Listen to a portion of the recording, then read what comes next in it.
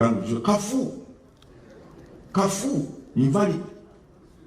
Now because it is a crowd, the raucous is so high, at times the president of this, I was around one time. I think I was at one of the polling stations in one of the by-elections somewhere. It was a rural constituency. I happened to be around during counting. The voter had placed the tick outside the margin of the box where the tick should be. This is the box where the tick should be. The tick was outside the box. The crowd shouted, "Kafu!" I said, even though it is placed outside the box, but you can see it is within the line of the box, but outside the box. So really, the intention can be discerned. So, but that's when the presiding officer gained some courage and said, oh yes. But the noise, the voices of the people around had intimidated him. So that's why we are saying we need to have some kind of control on who should be around the polling station. That's what we are saying, and we have tried to explain this. When we say, I think it is better for people when they are voted, although the law allows them to keep around, first give space for other voters to come. Leave a peaceful process to take place. It's just because all of them are actually invalid. So we have emphasized that point in our training programs, that the law provides as long as the intention of the voter can be understood or discerned, even though the mark is not placed in the right space or box, that is not an invalid box. Thank you, Mr. Bionabi. We shall again emphasize it over these remaining few days, so that on 15th, the presiding officer should be in position to distinguish between what is actually invaluable. Invaluable is where the tick crosses from one box to another. That is clearly valid. From one box of this candidate to another box, that is invalid. Or the thumbprint somehow crosses from one box to another. Then you can't tell the intention of the voter. Was he voting for this candidate, the one below, or the one up? That one is different. Now, the register, the voters register, the law provides that every candidate or political party which has presented candidates be given a polling register. And this polling register, the candidate or the party is supposed to produce more copies or photocopy. The register relevant for that particular polling station, and give their agents a copy of the register for that polling station, to enable the agents in the process of identifying and verifying voters to do so. The other polling register is with the presiding officer, who has it at that table, and in the event that the voter has not come with the national ID or voter allocation slip, which have a barcode, which is supposed to be scanned by this kit or machine, but the person is a registered voter. He's on the manual or physical register.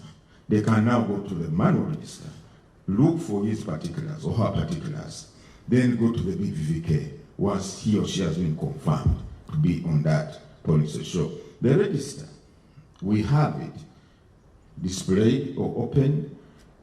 It is with the agents and it is with the presiding officer. And we want to encourage all agents, please, can you avail, candidates and political parties, avail your agents at polling stations with copies of the register. The second layer of distinguished guests, the Electoral Commission offers to train candidates' agents for free. When we are training our other polling officials, we also train the agents of the candidates. on the modalities, on the going zone at the polling station. Because at times some of these agents report on account of not being conversant or acquainted with what goes on at the polling station. Now, I regret that we did not carry the disaggregated data, but I can say generally, I think in terms of percentage, the female voters at 51% and the male voters at about 49%.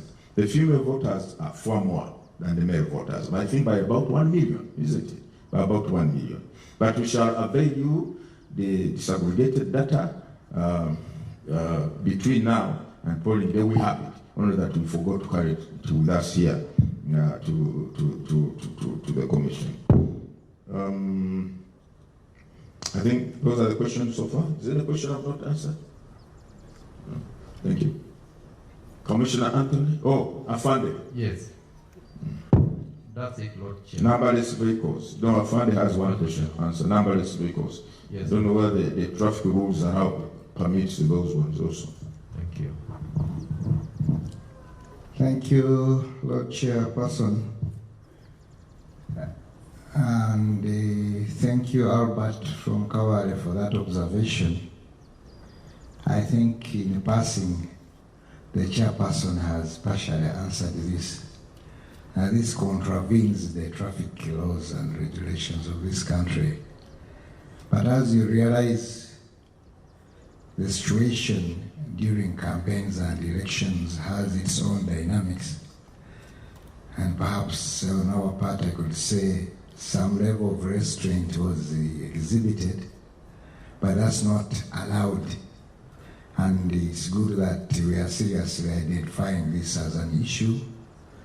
We shall have more efforts and processes to ensure that this does not occur, because eventually it could also bring us some other unwanted situations where you can't properly identify the motor vehicles concerned. I thank you very much. Thank you very much, Lord Chair and Inspector General of Police, for those clear responses. Let us now take another round from participants. It may be a question, it may be a comment on any issue for which you need some clarification. I can see about 3 hands that side. We can have those 3, and then we shall have this one. The person here will be the 4th, and we shall get the 5th person. Let's have all those 3. Thank you, Commissioner. My names are Bale Alan, Friends of Uganda Director. We recommend for the work well done by Electoral Commission and its participation towards the development of Uganda. Mine is about the biometric machine kit. We are just inquiring, in case of any failure of the biometric machine, how can you overcome that during the process? Thank you very much. Thank you. Next, of the 3 I picked earlier.